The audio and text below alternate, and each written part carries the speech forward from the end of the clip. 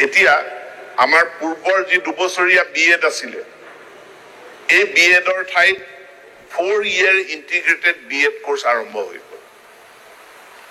যদি 4-year integrated BEd course আৰম্ভ নহয় আমিতো 4-year ডিগ্ৰী কোৰ্স আৰম্ভ কৰিলো তাৰ মানে ছাত্ৰ ছাত্ৰীয়ে 4 বছৰ পঢ়িব লাগিব ডিগ্ৰী ল'বৰ কাৰণে তাৰ পাছত আকৌ 2 বছৰ পঢ়িব লাগিব বিএড ল'বৰ কাৰণে টোটাল 6 বছৰ এতিয়া 6 বছৰটো কাটি কম্পেক্ট কৰি 4 বছৰত যাতে বিএড ডিগ্ৰী ল'ব পাৰে বা বিএসসি বিএড বা বিকম বিএড ল'ব পাৰে তাৰ কাৰণে 4-year ইন্টিগ্ৰেটেড বিএড কোৰ্স ইতিমধ্যে আৰম্ভ হ'ল আৰু এই বছৰ আমি অসমত প্ৰায় 17খন কলেজত এই কোৰ্স আৰম্ভ কৰাৰ কাৰণে আমি অনুমতি পাইছো মাননীয় বিধায়কসকলৰ জৰিয়তে মই ৰাইজক জনাব বিচাৰো এই বিধানসভাৰ জৰিয়তে মাননীয় অধ্যক্ষ উপাধ্যক্ষ মহোদয়ৰ জৰিয়তে মই সকলোকে জনাব বিচাৰো যে এই 4-year ইন্টিগ্ৰেটেড বিএড কলেজৰ পোনপটীয়া এডমিশন কলেজে দিব নোৱাৰে বিশ্ববিদ্যালয়ে তাৰ এডমিশন দিব নোৱাৰে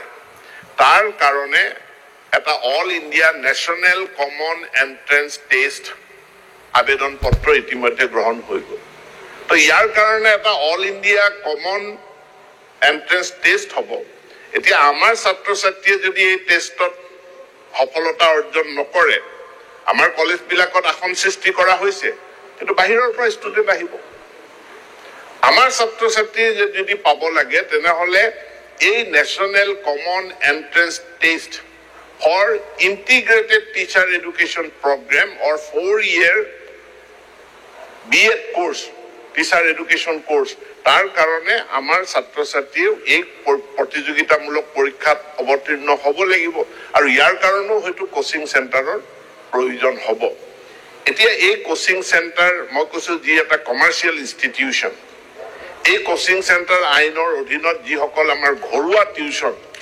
বা সৰু সৰু টিউচন চেণ্টাৰ আছে এই টিউচন চেণ্টাৰ বিলাকক ইয়াত আমি সামৰি ল'ব বিচৰা নাই